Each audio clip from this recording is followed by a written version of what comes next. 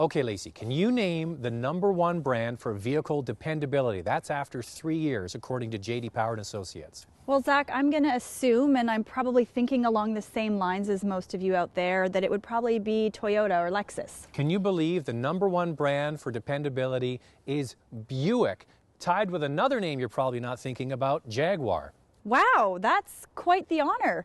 I'm guessing then that's why we've got the new Buick LaCrosse here today. Well, it's a good starting point, and I'm sure General Motors would love for potential buyers of a mid-size, entry-level luxury car to consider the Buick LaCrosse, and you probably should give it a try.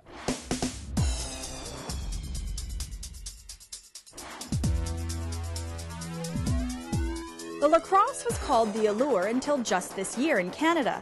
But to save money on marketing, GM has decided to stick with one name across North America. This is an all-new sedan which competes in the mid-sized entry-level luxury market with cars like the Lexus ES or the Lincoln MKS.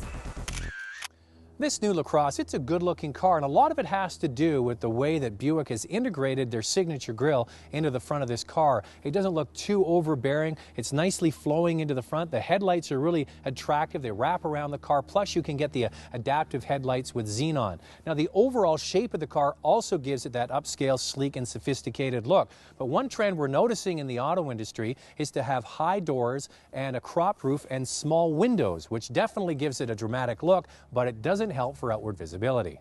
Moving on to the back end, just look at how high the trunk deck is and how narrow this rear window is. So keep in mind, if you're taking this for a test drive, you want to throw it in reverse to make sure you can see out the back. But the good news is it can be ordered with a backup camera and parking sensors.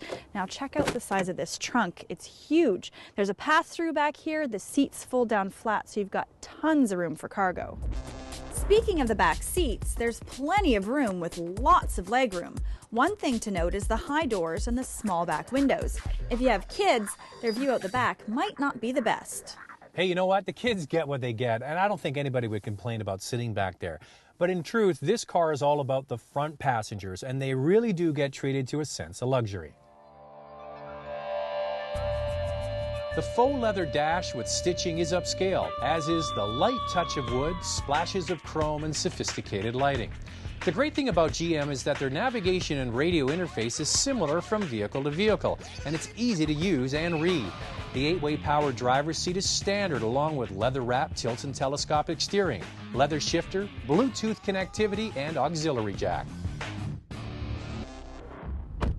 Our test vehicle comes with navigation and voice-activated controls, leather seats, and a bunch of other goodies. I have to say, it looks and feels top-notch. All right, so what kind of ride does this new Buick LaCrosse have?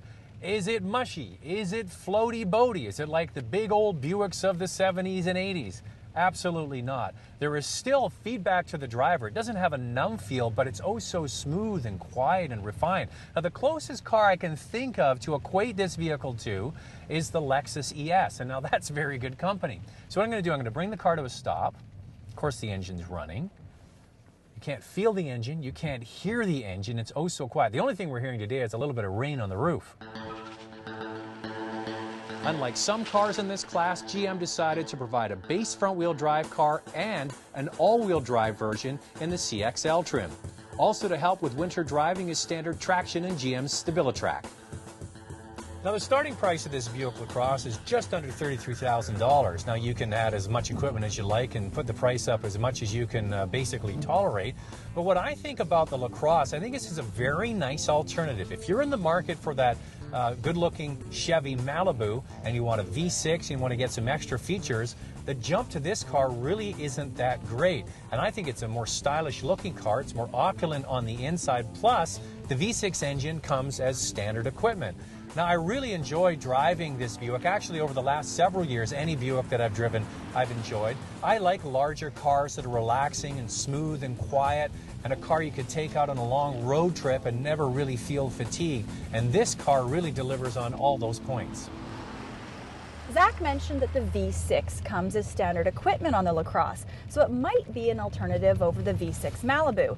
But if you do go with the LaCrosse, then you actually have a couple of more options. There are two direct injection engines available. The first is the 3-liter that puts out 255 horsepower, or if you want to go with the top of the line trim level, the CSX, you've got a 3.6-liter direct injection engine, and it puts out 280 horsepower. All of that power goes through a 6-speed automatic, which can be shifted manually on the center console. The suspension is a 4-wheel independent setup, but once again, on the top model there's a sportier version with automatic magnetic ride control and sport mode.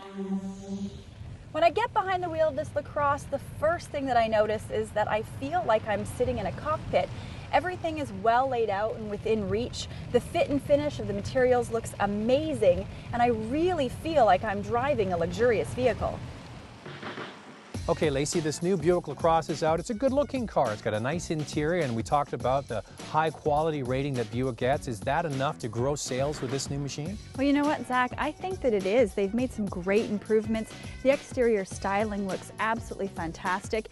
And on the inside and the interior, the fit and finish looks absolutely luxurious. The engine is very smooth and quiet, and there's lots of cargo space in the back.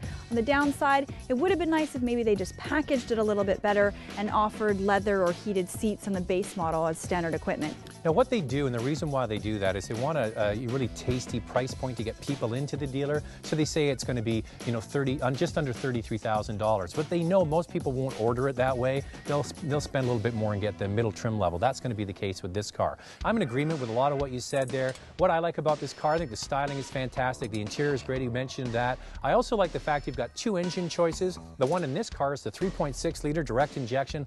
Lots of power, yet the car is so smooth and refined and really appeals to drivers that don't want a performance car. They just want a nice, comfortable car.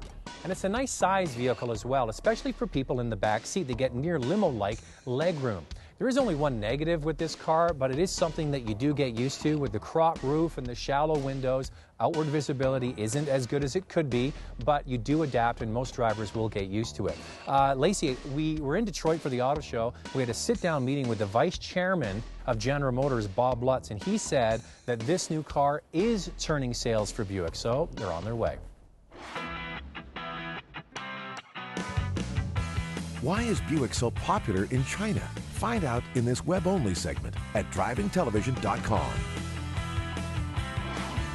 After the break, Lacey gives the new Porsche Panamera the once-over. Is it just a boy toy, or is there some girl power? Zach learns how to determine the proper seating position in any vehicle.